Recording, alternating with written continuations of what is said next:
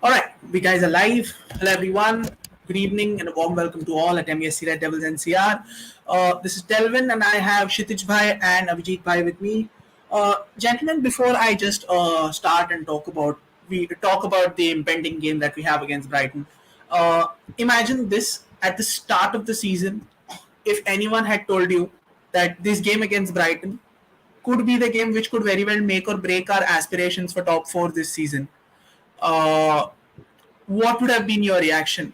Just just out of the top of your mind. If anyone had told you that a clash against Brighton and Hove Albion out of all the clubs would more or less be a deciding factor in the way our season ends, would you have taken it, or would you have chewed that guy's hand off or whatever? What would be the reaction at the top of your head?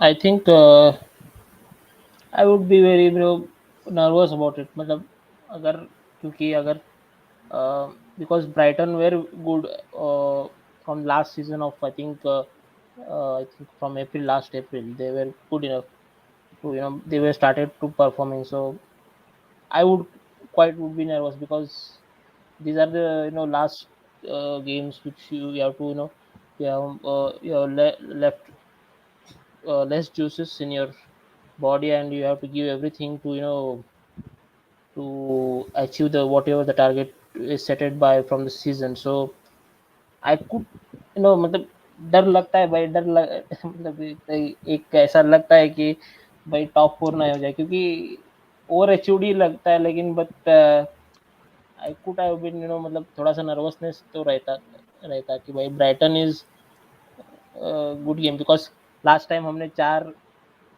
4-0 से हार गए थे, तो मतलब definitely it was away record होता तो definitely What about you, Shitish bhai? What would be your reaction, considering that this someone would have told you at the start of this season, not right now or not in the past few weeks, the start of the season.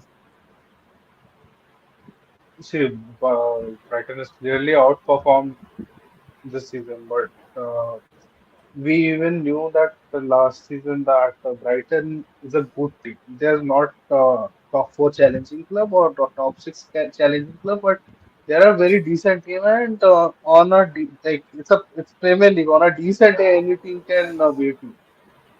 But I would have been much more confident from like on that day, which I am today now. But yeah, but that I would have taken Brighton if that would have decided our season. So yeah. I mean, we've already faced Brighton twice. We've drawn against them once. We've lost against them once. I say draw because after 120 minutes the score was goalless. So technically, on the face of it, it is a draw. But on the grander scale of things, if we do take the penalty shootout, but yeah, so we win. But then, all in all, we've not had a positive result against Brighton in the past three games that we've played against them. A positive result being a win at this win exactly. And how important is the result? Because uh, City have won. Uh, Liverpool and Tottenham, who are our closest challengers, seem to have one of them at least drop points. And I think Liverpool at this point are pretty far off, considering that our fixtures are a little bit forgiving, if I could use the right word. So I believe that Brighton is the only tricky fixture that we have right now out of the six, and it is away. So what do you feel? How important is a result? Would you a want the win at any cost, or b would you be happy even with a draw? Kshitij, I'll start with you.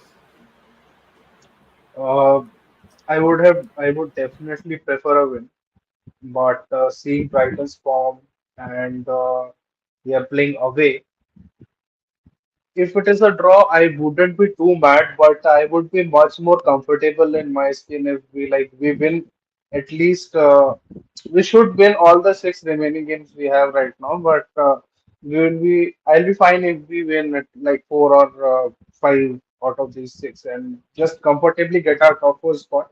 And I don't want this spooky bump time for even top four. So I would not prefer that.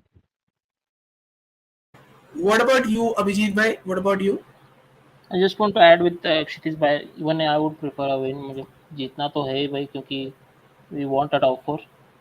And looking at the मतलब जब भी एक मतलब एक perspective है, मतलब जब भी हमने एक दो टीम, अभी अभी तो दो टीम है, जब भी हमने न्यू कासल को हराया है, जैसे कम्युनिटी शील्ड में, sorry community shield, I am sorry, हैं? कैराबाओ कप में हैं? कैराबाओ कप में कैराबाओ कप में जो FA हमने हराया, FA कप फाइनल बाकी है सेठ, कम्युनिटी शील्ड। सॉरी, जो हमने कैराबाओ कप में जो हमने हराया था, मतलब न्यूकासल को, मतलब लिटरली, तो उन्होंने हमसे रिवेंज ही लिया था। वो उन्होंने अपने सेंट जेम्स पार्क में तो हमने 4-0 से हराया। आज हमने सेमीफाइनल में फिर से उनको हराया, ब्राइटन को हराया। आज वो भी है, मतलब अवे गेम है, तो इवन मिटोमा भी बोल रहा है कि भाई बदला लेंगे, तो इनका कोई भरोसा नहीं। एंड लुकिंग एट ब्राइटन, मतलब डिजर्वी ने तो मतलब बखूबी उसने रोल्स किया है, मतलब एक अपग्रेड ही किया है ब्राइटन को। तो लग तो रहा है कि भाई कि थोड़ा सा मतलब क्लैश ऑफ क्लैंस ही लग रहा है मुझे, मतलब एक काफ़ी टफ गेम है हमारे लिए। बट जिस तरह से हमने जो प्रोग्रेस किया है, the way we have progress is quite good. मतलब हमारे दो मेन सेंटर बैक्स नहीं है, उसके अलावा भी हमने मतलब वी हैव अचीव्ड सेमीफाइनल, मतलब सेमीफाइनल स्पॉट जीत कर हमने फाइनल लिया है। तो डेफिनेटली मतलब एक टॉप फोर के लिए, मतलब एक टेस्ट है, मतलब it's test of character, test of mentality. And मतलब मतलब एक एक एग्जाम है, हमें हमें उसको पार करना है, और we are in the top four. And this is the exactly. Show, it is time to show your character and what you have achieved. मतलब ये करना है हमको, Yeah, I we mean, can. pretty well said, Abhijit. Yeah, I mean, pretty well said. I mean, it is difficult, yes, and very surprising considering the fact that we out here are calling a game against Brighton difficult, but it is what it is, and it is a difficult fixture. We have Antriksh after a long, long absence. Antriksh, warm welcome. For all of you guys who are into the stream, Antriksh is a very, very huge Harry Maguire fan. Loves him to the core, and good to have you, man. So, Antariksh, my question was before you joining in. My question to the gentleman was very simple. Uh, would you take the win, considering how good Brighton have been playing over the past over the course of the entire season, or would you be satisfied with the draw, considering that there is uh, not a lot of points that we need to, more or less cement our top four. Because if other teams in and around us do drop points, I think that breathing room automatically becomes much more compared to what it is already sufficient enough. But then if people do end up dropping more points, then I think we more or less are secured irrespective of what the results are. So, what are your thoughts on the result today? Would you win or draw for you? Right. So yeah, it's good to have me back as well. But no, but on the serious side, yeah, I missed you guys, all of them, and Kshitij, bhai, hello. It's the first time we're live together, so pleasure to be here as well. So and also thank you for that beautiful Maguire introduction. So talking about the game, then yeah, obviously the point at which you said, would you be satisfied with the win? That's it. Yeah, for sure. I mean, as a fan, that's everything I look out for. But in terms of the situation, realistically speaking, and how sort of the season is gone, I mean, we are, until and unless we just fuck up big time like Ralph Ragnick last 6 games, we are in the top four. We should be comfortably, we are in the driver's seat, and I think we should be home pretty easily.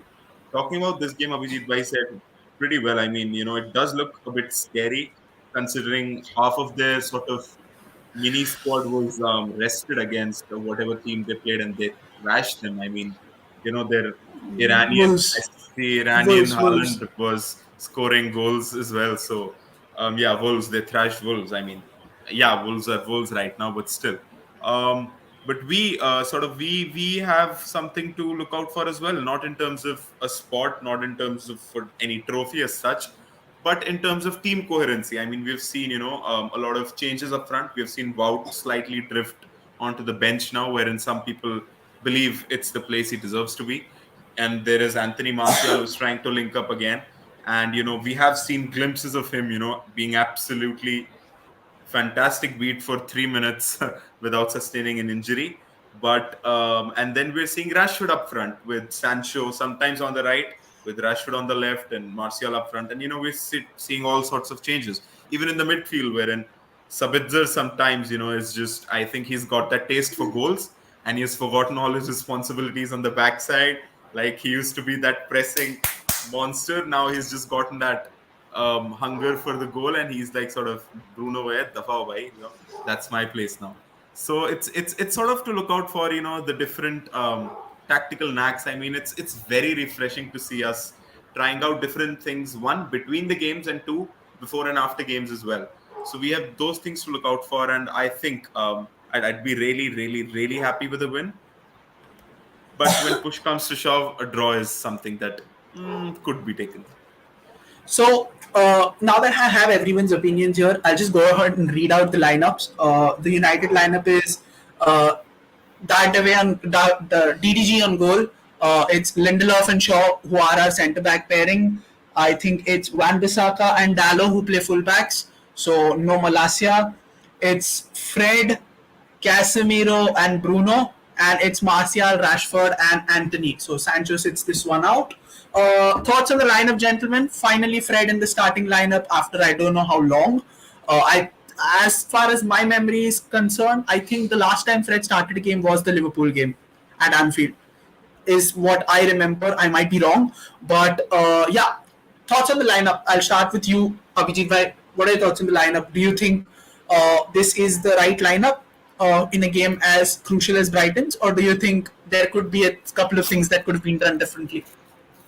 No, expected था this was the only lineup we could have gone because जब हम Brighton की game को बात करते हैं तो they play from the back if you know and they fully play on the wings मतलब उनके विंग्स जो विंग्स पे जो प्लेयर्स हैं मतलब बिटोमा सॉलिमार्च they are very important for the attack मतलब उनका गेम अटैक ही वहां से स्टार्ट होता है if you look at the last game last season का गेम जो हम 4-0 से हारे थे we were so vulnerable in the wings मतलब उनकी वजह से मतलब हम लोग के अटैक ही नहीं प्रोवाइड किया उन्होंने गोल मारना शुरू किया था तो same perspective now but as a looking now कि हमें उनको मतलब विंग्स को मतलब डिस्ट्रॉय करना है जो AWB ने और डायलॉट ने जो दोनों को मतलब शांत रखा था मतलब दे totally isolated the both players तो उनका अटैक ही मतलब फ्लरिश नहीं किया तो डेफिनेटली मतलब AWB is important and Dalot is important काफी पेसी है हमारा भी विंग्स बात काफी पेसी है उनका भी पेसी है तो वल्नरेबल रहेगा तो मतलब looking at the Fred's choice I would say that Fred को इसके लिए है कि डिसरप्ट करना है क्योंकि अगर मिटोमा अगर अंदर बॉल पास करेगा तो मतलब Fred is there for you to disrupt Casemiro will defend the balls for मतलब अटैकर को तो फ्रेड का रोल डिसरप्टर ही रहेगा for the attacker what you said Antony Anthony, Rashford, and Rashford, Martial, Anthony. yes see last game जब हमने villa को मतलब हराया था मतलब हमने तभी एक सेंस किया था कि we were taking early runs मतलब रीड कर रहे थे तो इसलिए मतलब शॉ एंड लिंडलॉफ काफ़ी क्रुशियल था एंड हम अर्ली थ्रू बॉल्स भी डाल रहे तो इट वाज सो वल्नरेबल मतलब मार्टिनेज काफ़ी मतलब अप टू टोज रहा था तो यही अप्रोच विला का जो अप्रोच है वही अप्रोच उन्होंने मतलब कैरी फॉरवर्ड किया है and I think today is very important to score the goals or agar if you want to dominate Brighton we should score goals and first half में at least one goal क्योंकि उन पर बहुत ही pressure डाल जाएगा and Brighton can मतलब उनका attack ही disrupt हो सकता है मतलब they can हमारा डोमिनेशन हो सकता है तो I think this is the good lineup for us. So Antriksh, before I get your thoughts on our lineup, Brighton's lineup is as follows: Jason Steele at goal, Webster, Dunk are the centre backs, I'm assuming, and there is Caicedo, Estupinian, and Gilmore. Then there is McAllister, Welbeck, Enciso, Mitoma, and Buonanotte. Solly March is on the bench. These guys have just poured out uh, South American regions out of nowhere. That is their side. They have an Argentinian under 20, they have a Paraguayan under 20, they have an Ecuadorian 22-year-old. For fuck's sake. And they have an Ecuadorian fullback as well. So, all in all, this looks like a very pretty tricky lineup, you know.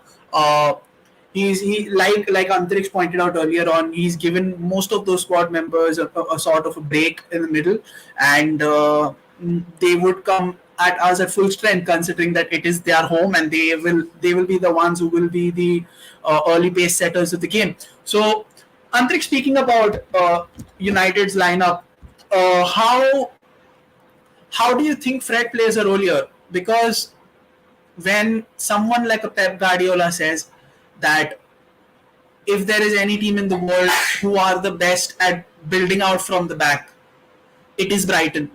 Means something, right? Like Brighton under De Zerbi have especially been a breath of fresh air.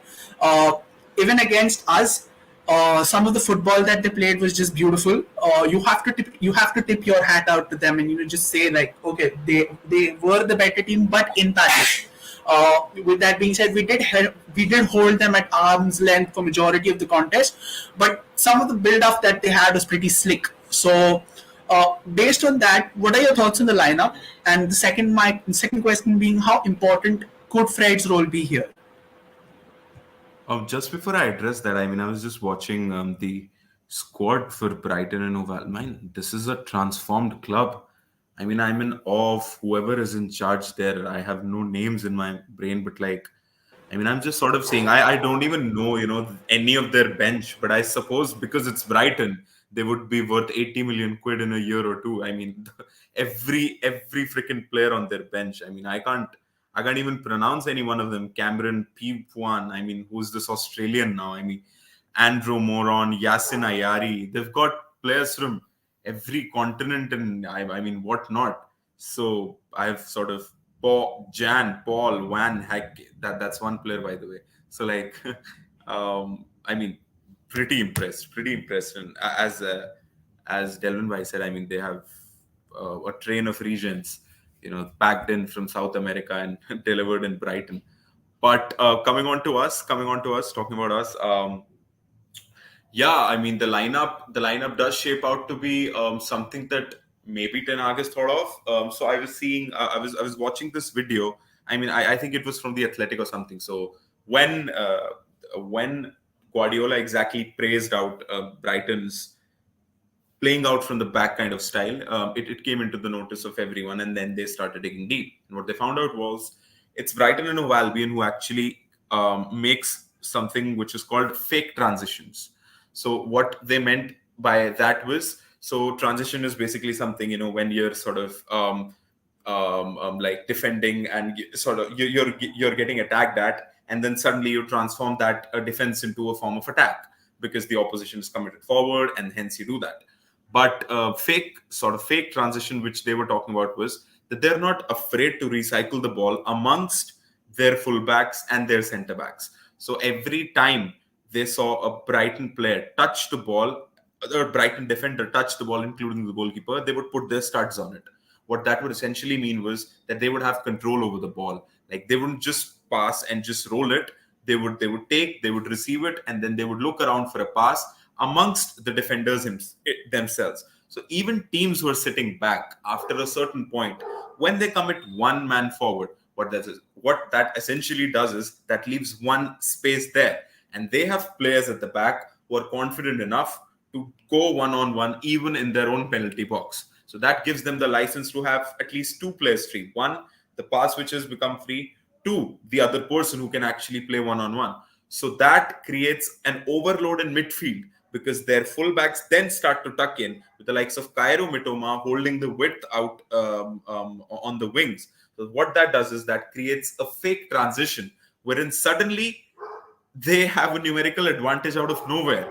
So while we sort of say that there is, and I'm pretty proud to say that this is where I sort of applaud Eric Ten Hag, because we kept them at an arm's length. I mean, they have troubled every team in the country. They sure as hell they troubled us in the FA Cup. The FA Cup semi-final as well. And they did so, and sort of we also didn't sort of nag them enough. but to keep them at arm's length with sort of our away form being a bit dingy. I know it was not technically an away game, but still. So I was pretty impressed, pretty impressed. One by again Ten Hag's pre-game tactics, as well as the in-game sort of changes in Maxi made, which is where I sort of come in with the point to finish it off that Fred for me, I don't know whether it's really tactical or not, but I think that is something that could be of sort of for countering Moises Caicedo. I mean, they are players of sort of similar intensity, similar styles, similar grit, and similar tenacity. So that could be something that could be a great battle to look out for. And Casemiro holding. So we have some sort of South Americans of our own. So it'll be interesting to see, and I'm pumped up for the game as usual. And let's see, man. Let's see how Brighton react. And just to sort of point out there, Cairo Mitoma must have done another degree after the humbling AWB showed him on dribbling. So Yeah, let's see how it goes. I was coming two points which come out of your analysis, which is spot on by the way. One is that Brighton have been called tactical chameleons right from the start of the season, and this is from the time that they played under Graham Potter. And under De Zerbi, they've taken that adaptation to a whole new level. You'll see that their build-up, in spite of the fake transitions, every game it's not the same. They have a different pattern based for every team, and they use it to devastating effect. In fact, their game, if you take their first game of the season against us, and if you see the semi-final against us, their way of progressing the ball was chalk and cheese from what they did against us in the first game, with a different set of players also. So that's a massive compliment to what Brighton do. Second reason why we kept them at arm's length is because of my boy Aaron. My boy must have leaked out his thesis from somewhere, used the Google Translate and just read it out, and just put the fucking clamps on Mitoma. I hope he does that again, because that is a battle once again which is going to more or less for me decide the outcome of the game, because Mitoma is a type of player who's very similar to Kvaratskhelia in the sense that they're still young and raw. If their first move fails, they don't have a second move to fall back to. So how fast do these two guys get that second move could go ahead and define their careers. But that is not putting a slight on them. They are insanely talented, gifted players. So it will be very interesting to see how Mitoma progresses from here. Kshitij bhai, Abhijit bhai, and Antriksh, my question to all three of y'all. Now, credit where it's due, Brighton have been amazing. That dynamic around the club has been brilliant, not only from the point of view of results and the style of play, it is because of the higher ups as well. Their CEO, their owners, that recruitment team, the analysis team, whatever it is, their recruitment has been spot on. But do you think a club with as modest resources as Brighton, no matter how brilliant a job they're doing, do you think that this will change at a certain point of time? Because Brighton are not the first side to be pioneers of something. It all started with that Leicester side after winning the title. Leicester went on to invest in young players, bought them on cheap sums, made them stars, sold them on profits. There are a vast number of players who've done that, but even that cycle is now coming to an end, and we could potentially see Leicester get relegated. We have Brentford with their Moneyball approach. I think even there was a time where even Watford before they were being known for changing managers faster than we change socks. Watford had a very good approach. Then we had Southampton, who were the pioneers of getting players out of the academy. The common thread in each of these teams' fortunes is that at some point, no matter how well run your club is, it takes one unfortunate incident for their entire fortunes to change. For Southampton, it was stagnation. For Leicester, it was the pandemic. And for Watford, it was sheer organizational anarchy. Do you believe that Brighton's model is sustainable? And do you believe that Brighton can keep on, getting these regens out of nowhere if these players, because let's be honest, in a season or two, You'll see the likes of Mitoma, McAllister. I don't think Solly March is going to go anywhere. But even Enciso, for example, these guys will definitely go to bigger and better clubs. So, Kshitish, I'll start with you. Do you think that this Brighton model is sustainable? Before I start with that opinion, first of all, I would like to add to your point and Andresh's point that yes, you are right about all the tactics which you have mentioned. Yes, true. But for that, you need a fantastic leader at center back, and that is Lewis Dunk. The way how he controls that back line and the way he demands every player to come back while defending, as well as when they are doing that transition, there has to be one extra player in defense also. Because Louis Dunk is very good with his long ball. So obviously he'll go into midfield and try to play that diagonal ball. Hence, it is needed. So I would like to appreciate Louis Dunk. Like he is what we thought Maguire would be. So He's Mr. Brighton so for a reason. He's Mr. Brighton for yes. a reason. Yes, absolutely. Now coming to your point, what you have just talked about the model is exactly what Borussia Dortmund has been doing for the last 20 years. It's exactly same. Whether it's sustainable or not, I would say it is little bit more sustainable because of the Premier League TV money. Because if they are keep on churning these young talents, because their department is fantastic. So if they keep out churning these young talent and they'll keep on selling, we have to accept that no matter how successful they become, even if they go to a top four club just by the sheer determination and everything, they'll be fantastic. Every big club, including Spurs, not a big club, but including Spurs, will rate them because they have a fuck ton of money, much more than Brighton. And Brighton will earn money, it's fine. The outgoing will be less with the time if they continue on this pattern. The outgoing will be there. But what I think it is much more sustainable for Brighton because their scouting department is fantastic, their director of football is fantastic, their chairman is in complete support of whether they want to sell a player or not. Their chairman is completely involved in the process. He actually listens to the manager. He was not letting Graham Potter go because Graham Potter formed everything in that club for the last 4 5 years. Hence, he was trying to keep hold of him because they made plans together of how to sell, which player to sell, and then which player to bring. Because the chairman and the manager and the director of the football discuss every strategy together, and that's what is making Brighton and that will make Brighton a sustainable club because after all this, when they'll see there is a constant spurt of young players, the sponsors will come. TV money is already there, and when they sell player, I am pretty sure if they sell a player for 50 million, they'll get a random, Papua New Guinea player who is valued at 500,000. Will turn out to be a 50 million player because that's how good their scouting department is.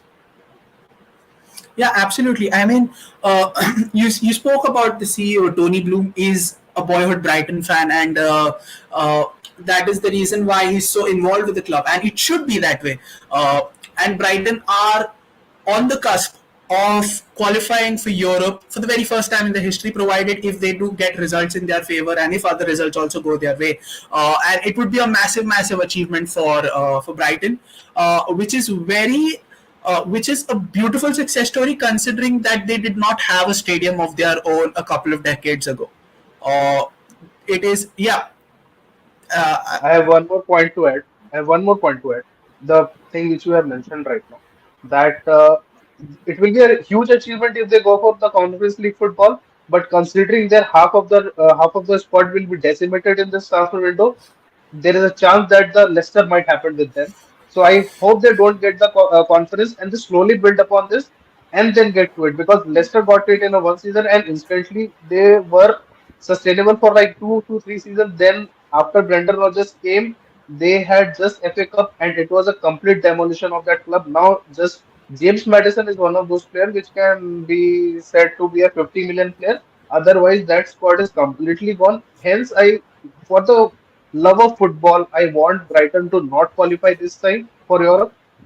Hold for two seasons. I hope they do go for 2 seasons. and then go with like a completely renovated squad which will stay there for at least 2 to 3 years. Yep. Yeah, Antarish, yeah, go ahead.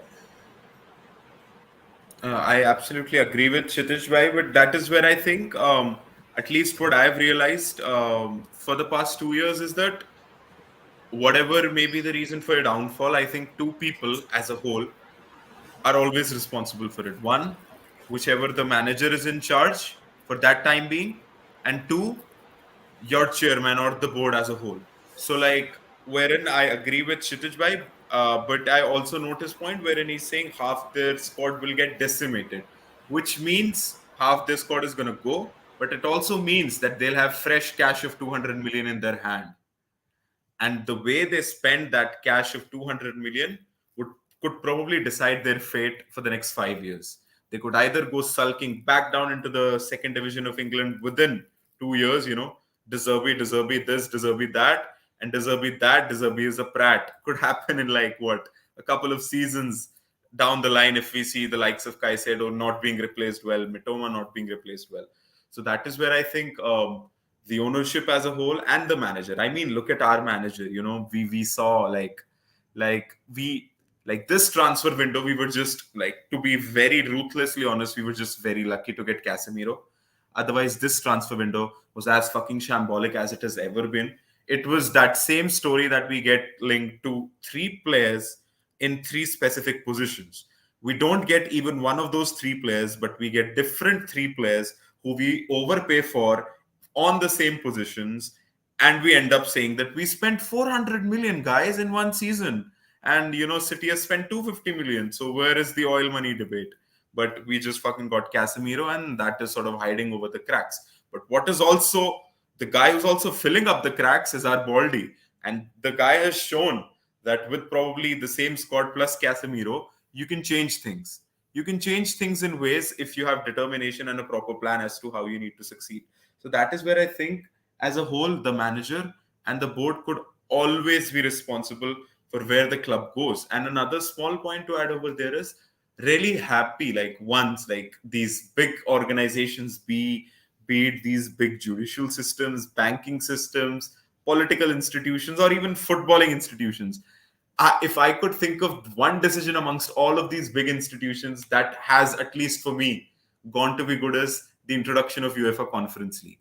I think that has upped the level. That has, first of all, given a platform, which is the most basic thing you can see out of it, to clubs who couldn't really go into Europe. But what it has really done is it has made Europa League one hell of a league. I mean, it has cut spots of Europa League, so only the cream now, the second part of the cream goes into the Europa League, and it has given Europa League some proper viewership.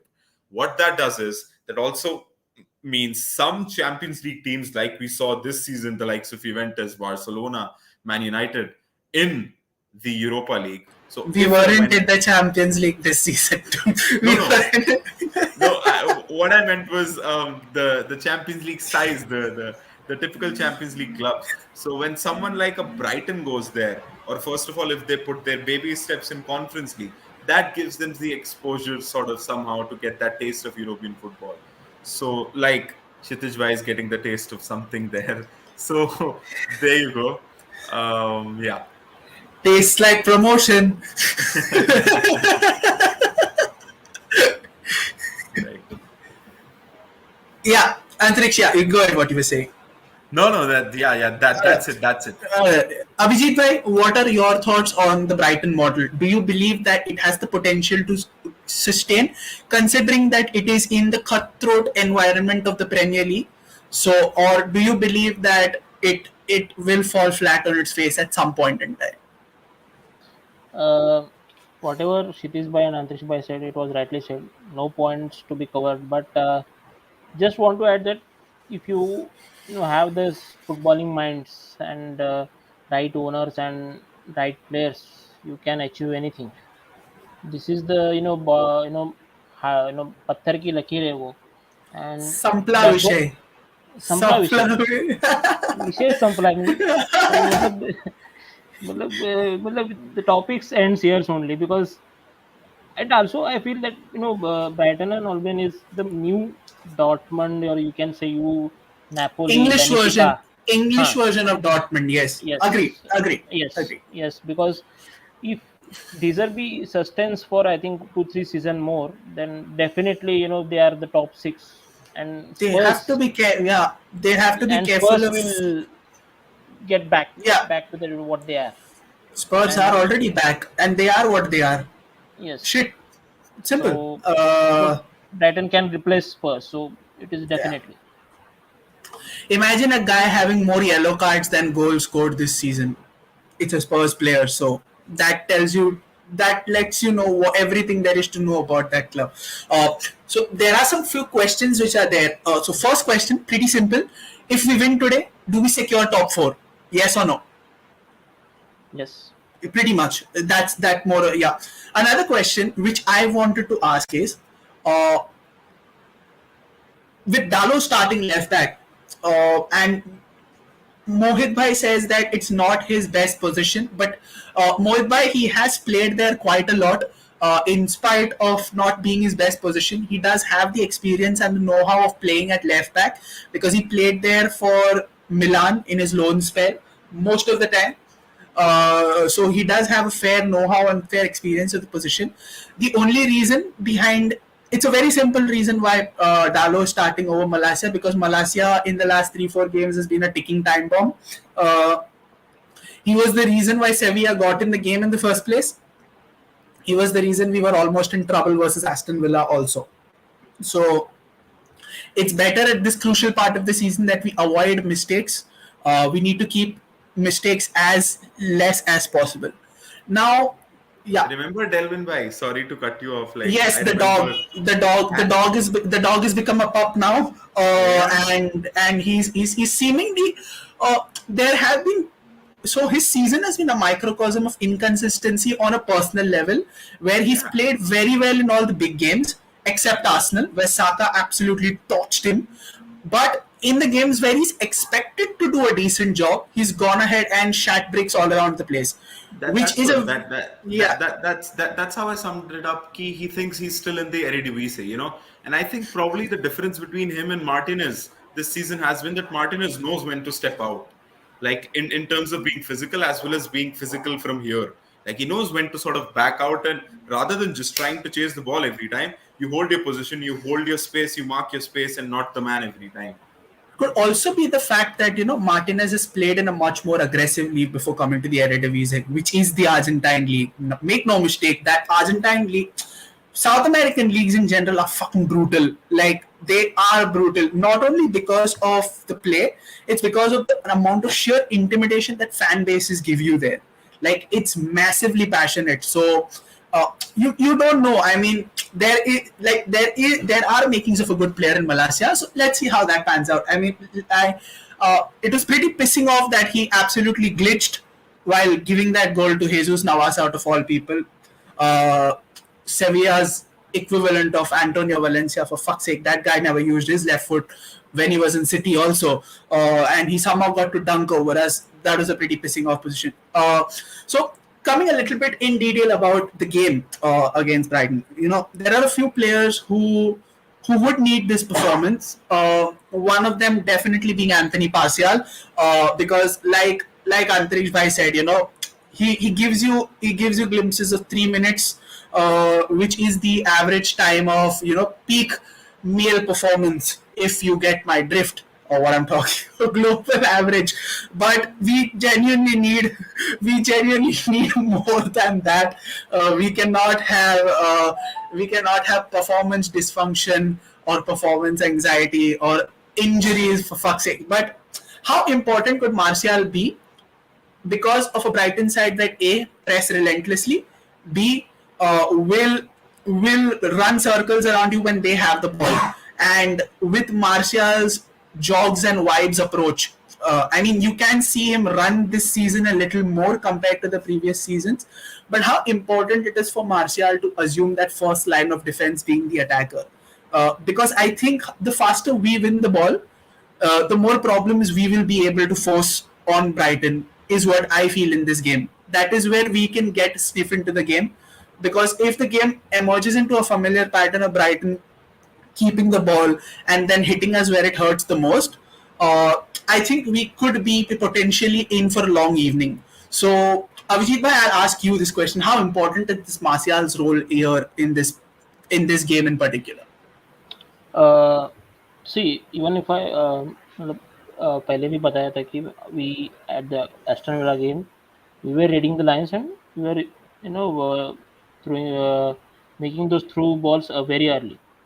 तो यही approach है because if you see मतलब काफी season से देखो तो Martial and when Martial is present then Rashford performance emphasizes automatically मतलब because they have played very each other in more years so confidence आता है मतलब when he plays on the wings Rashford is different player uh, no doubt he is good in the center position also too but when Martial is present Martial knows when to pass the ball and that's where Rashford becomes very lethal he can go through and have the goals so Martial knows when to get the balls and when to provide the balls to the Rashford. So he is very crucial. And even if you look see whenever the ball मतलब जब भी game फंसता है मतलब we are unable to take the ball front. Marshall drops little bit in the midfield मतलब ज़्यादा नहीं but at to 10 rolls and he takes the ball very quickly and tiki taka करके he takes into the attacks and provides to the winger. So this kind of intelligence Marshall has पता नहीं भाई वो injure भी रहता है मतलब if he didn't have the injuries then that was a different scenario but इंजर इंजर भी नहीं रहता है, इंजर्ड ही रहता है. हाँ that is the question अगर ये नहीं रहता था तो मतलब it was a different scenario but this has a small intelligence that we need and वही काम आता है man Brighton if you look at the now if the formation they are playing 3-4 2 I think 1-2 I think they They are play playing five at the back basically. हाँ Five yes at the back, basically yeah. तो मतलब they want to isolate our midfield actually यही उनका है so uh, I don't know what approach will United do because they are totally want to cut the lines and Martial is very crucial in this phase and I think Martial should step up in this and it's very crucial for him to step Say, in at least this game yep, precisely. yes Saying Martial would be great if he wasn't injured is like saying if I had wheels, I would be a bike. But it is what it is. Like the fact that he is injured and he gives such great performances makes it all the more frustrating. We've had this conversation time and time again that availability is a must. My last question to you, gentlemen, before we get into our predictions and wrap up. I One would like to add something to the argument here. Even though he last 3 minutes on the pitch, he has had nine groin injuries in 8 years. So make it of it what you.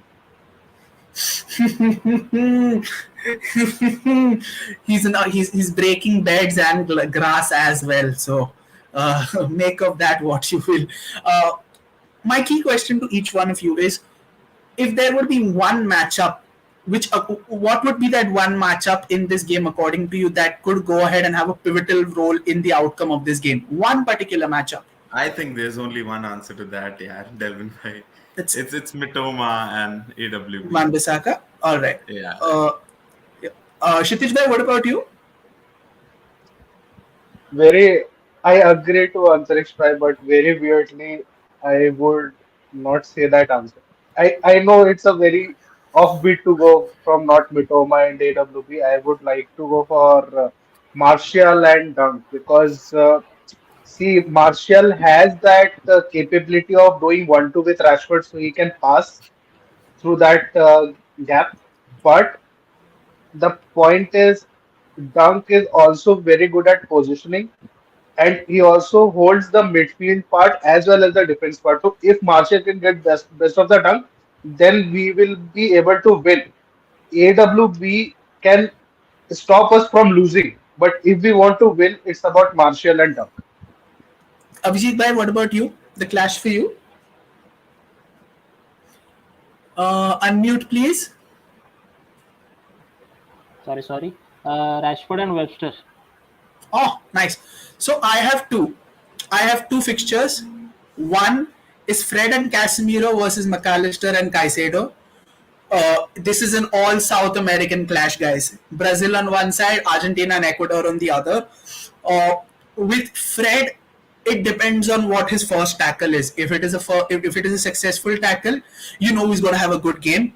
If it's not, God bless us all.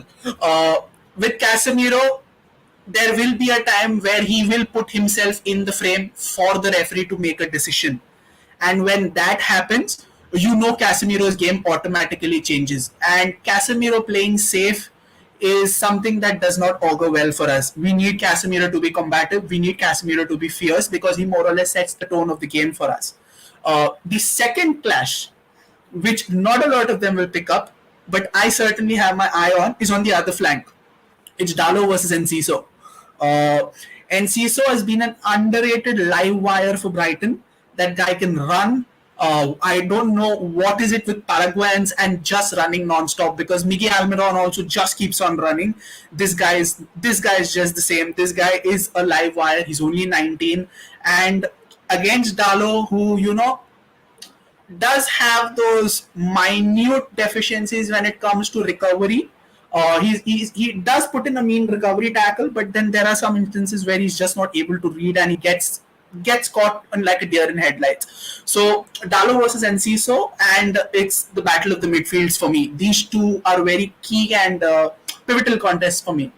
Yeah, Abhijit, right. Well, As you said that Casemiro, playing with the full potential, हमें वही चाहिए and he is performing because जब वो suspended हुआ था चार match के लिए after that he was looking little very isolated very safe. He was playing very safe. That is but not the Casemiro. Aston villa के गेम में वो मतलब what Casemiro That is, yep, precisely. और एक point आज referee कर रहा है and Andre Marinus he is the same guy who he gave us a red card. Any referee against us is a shit referee. We might as well accept that and just move on. There's nothing we can do. By last again the Villa games, Anthony Taylor was the referee, but जो tackles किए मतलब he was not मतलब in that position he used to tackle, but tackle किया, but Anthony Taylor was very lenient on him. आज भी वही हो Mariner hoping for him to be a lenient on Casemiro especially because this is a crucial phase for us. I'm actually Would it laughing. be a 5-game ban if he gets a red card this year? Yeah, of course it has to be. But if it's a straight red, if it is a straight red, yes. If it is a straight red, yes. He is the only player in the Premier League to get sent off twice this season. So yeah. There will be the spotlight on him, and no, Enciso and Almiron are not criminals. So please let's get that out of our minds before we go any further, Kshitij bhai. But very interesting because I look at the Brighton side and in a side that has lost their manager. That has lost the entirety of that manager's coaching staff, their director of football who went to Newcastle, some of their key players in Trossard and in Cucurella in the summer. Any other team would have just wilted on the face of it and just accepted their fate, but not Brighton, man. Like under De Zerbi, and De Zerbi is a damn good manager. I have seen De Zerbi's teams in the Serie A. Sassuolo were one of the dark horses under De Zerbi. They went to the Europa League. Sassuolo was one of the most trickiest places to play when all the big teams visited them and when they went to big teams as well. He's responsible for bringing out the likes of Berardi, Raspadori, Acerbi, these guys. I think even I'm not sure whether it's Locatelli, but yeah, I think Locatelli also. But yeah, De Zerbi is pretty much the father figure for these guys. So there is pedigree behind this manager. All in all, they've been a great team. They've been one of the feel-good stories of the Premier League. I would give Emery's Aston Villa a close second for the feel-good story of this year. But Brighton take the cake for me, and yeah, it would be very, very interesting fixture. It'll be a pulsating encounter also. Yeah, Abhijit, you want to say something? Eddie Howe. We knew Eddie Howe. Come on, Brighton and Aston Villa don't have 300 billion in their under their asses. So uh, But no, I'm not not disagreeing with your point, but we know just Eddie want Howe to is. just want to add that one point that see, last time Newcastle were on the verge of relegation, and you're changing the mentality. Oh, we say that owners money does matters for the sometimes, but Exactly. mentality does. Yes. So Yeah. so My the same team we have only 3 4 Guys, additions of the players. Ten Hag for the shout.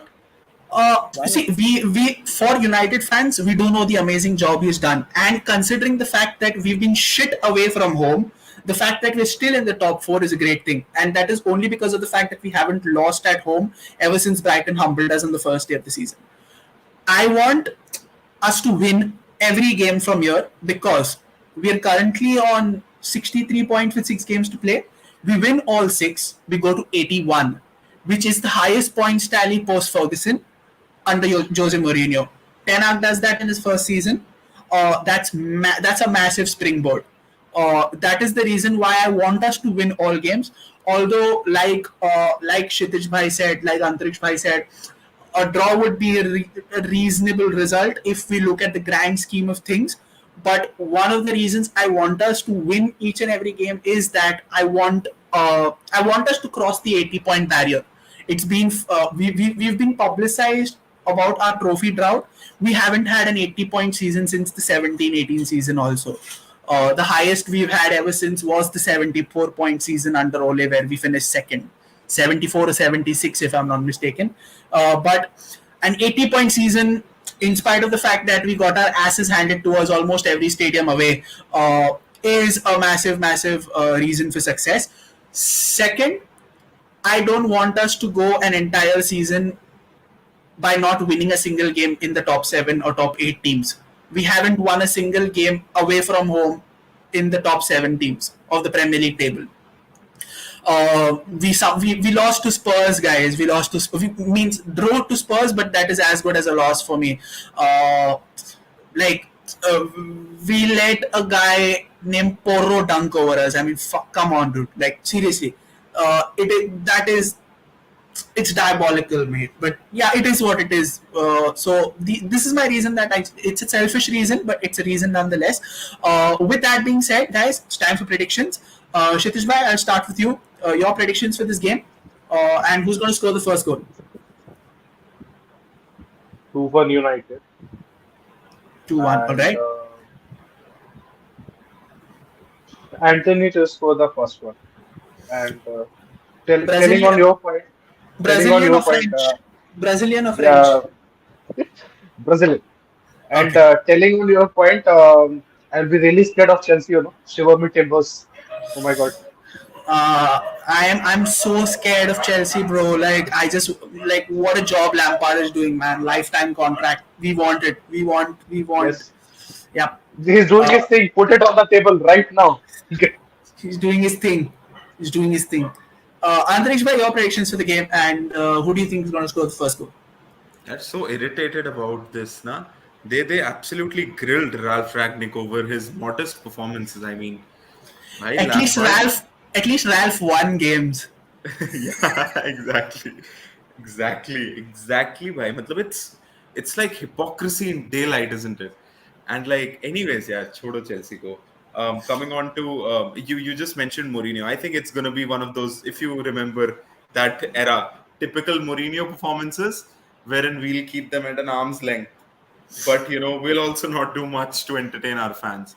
But I think it'll somehow be a 2-0 victory, wherein the French Anthony would score for me the first goal. Anthony Martial, the 3 minute Martial. Oh, we Yeah, can call him the. the That's a good three name, the 3 minute Martial. Oh my god. yeah. You heard it. You heard it here, guys. You heard it here first. From now, Anthony Martial will be called 3 minute Martial on this stream. Abhijit bhai, what are your predictions for the game? I think it will be a sneaky win. 1-0. Sneaky I would say one. 1-0. I think Fred will score the goal for us. Damn. If Fred scores, I'm going to put a story, and the song will be "Take Me to Church." Uh, that is what it's going to be.